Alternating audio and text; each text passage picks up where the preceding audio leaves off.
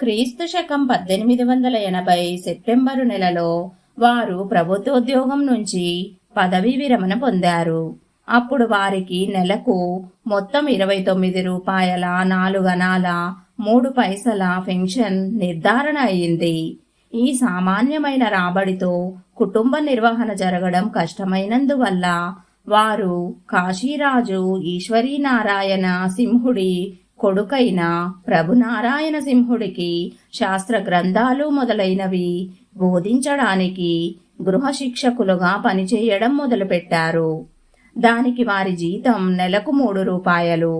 ప్రతిరోజు కాశీరాజు గారి పడవ యోగిరాజులను గంగానది దాటించి అవతలి గట్టునున్న రామనగర్ రాజప్రసాదానికి చేరుస్తూ ఉండేది. వర్షాకాలంలో గంగకు వరదలు వస్తూ ఉంటాయి కాబట్టి వారి నివాసానికి రాజప్రసాదంలోనే ఏర్పాట్లు జరుగుతూ ఉండేవి. కాశీరాజు ధర్మపరాయణుడు, శాస్త్రజ్ఞుడు. ఆయన శ్యామాచరణుల దగ్గర శాస్త్ర గ్రంథాలన్నింటినీ అధ్యయనం చేశారు. ప్రత్యేకంగా వేదాంతాన్ని అధ్యయనం చేసి అత్యంత ప్రసన్నులయ్యారు. దాన్ని గురించి ఇంకా తెలుసుకోవాలన్న ఉత్సుకత ప్రకటించారు. యోగిరాజులు ఎప్పుడూ తమను తాము మరుగుపరుచుకొని ఉంటూ ఉండేవారు. తాముగా ఎన్నడూ బయట పెట్టుకునేవారు కారు. యోగిరాజుల సహపాఠి అయిన గిరీశ చంద్రదే గారు కాశీరాజ్యంలో ఉన్నత పదవిలో ఉండేవారు. ఇందువల్ల రాజుగారితో ఈయనకు గాఢమైన మైత్రి ఏర్పడింది.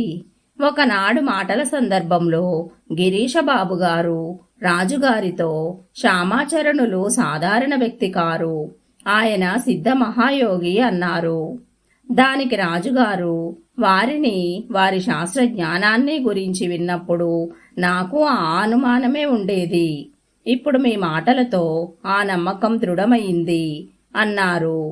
ఆ తరువాత రాజుగారు ఆయన కొడుకు ప్రభునారాయణ సింహుడు వారిని గురువుగా స్వీకరించారు. శ్యామాచరణులకు పెళ్లి కాని ఆడపిల్లలు 3 ఉండేవారు. వాళ్ళ పేర్లు హరిమతి, హరికామిని, హరిమోహిని. కాశీమణిదేవి గారు పెద్ద కూతురు. హరిమతి పెళ్లి గురించి చాలా కలత చెందుతూ ఉండేవారు. పెళ్లి ముహూర్తం కూడా నిశ్చయమైంది.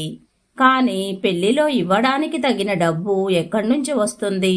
కాశీమణిదేవి గారు ఈ విషయమై భర్తగారికి చెప్పింది. అప్పుడు యోగిరాజులు ఇలా అన్నారు: చింత పెట్టుకోవడం వల్ల లాభం లేదు. ఇది ఎవడి చింతో వాడే చూసుకుంటాడు. సమయానికి అంగదుడు అన్ని తెస్తాడు. కొన్నాళ్లకి కాశీరాజు గారు యోగిరాజుల కుమార్తె వివాహం కోసం అందమైన జరీదారు సంచిలో కొన్ని మొహర్లు పోసి పంపించారు.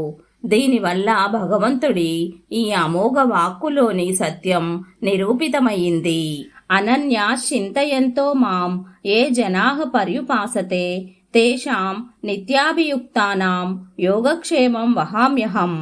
అంటే చింతలన్నీ మాని నన్నే ఉపాసించేవాడి కోసం నేను భూలోక సంబంధము పరలోక సంబంధము అయిన అన్ని రకాల యోగక్షేమాల భారాన్ని వహిస్తూ ఉంటాను అని అర్థం. యోగిరాజుల పెద్దమ్మాయికి ఢాకా జిల్లాలో ఉన్న లటాఖోలా గ్రామ నివాసి అయిన రామచరణ మైత్రతో వివాహమైంది. ఆ తరువాత నడిమి కూతురు హరికామినికి పాబ్నా జిల్లాలో ఉన్న భారాంగా గ్రామంలో ఉండే గంగాదాస్ చౌదరితోనూ, చిన్న కూతురు హరిమోహినికి విష్ణుపూర్ జిల్లాలో ఉండే కాదాకులి గ్రామ నివాసి అయిన రామమయ భట్టాచార్యతోనూ వివాహాలయ్యాయి. యోగిరాజులు మామూలుగా ఎన్నడూ జబ్బు పడేవారు కారు. వారు మంచి పుష్టిగా ఆరోగ్యంగా ఉండేవారు.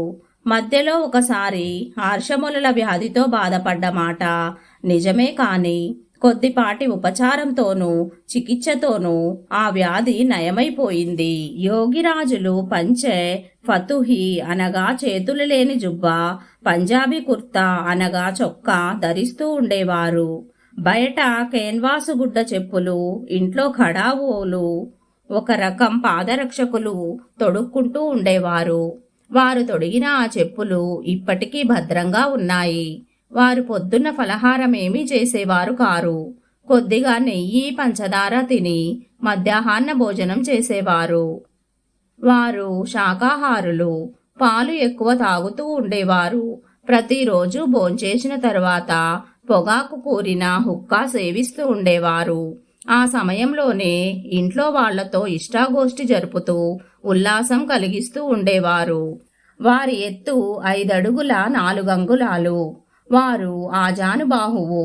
వారి శరీరం కింది భాగం బంగాళదుంప వన్నెలో దాని మాదిరిగా సాపుగాను సుందరంగాను ఉండేది. మధ్య భాగం గులాబీ వన్నెలో ఉండేది. వారి తల ముఖము ఎర్రటి పాలమీగడ వన్నెలో ఉండేవి. వారి ముఖం చాలా ఆకర్షకమైనది. వారు వీధిలో నడిచి వెళ్తూ ఉంటే వారిని ఎరుగని వాళ్ళు కూడా ఆకర్షకమైన వారి ముఖాన్ని చూసి గౌరవంతో తల వంచి తప్పుకొని పక్కన నిలబడేవారు. మొదట్లో వారు రాత్రి అంతా యోగ సాధన చేస్తూ ఉండేవారు. చివరి రోజుల్లో మాత్రం వేకువ వేళనే లేచి సాధన చేస్తూ ఉండేవారు. ఆ తరువాత పొద్దున్నే గంగా స్నానం చేసి తిరిగి సాధన చేస్తూ ఉండేవారు. ఆ సమయంలో మామూలుగా ఎవరినీ కలుసుకునేవారు కారు.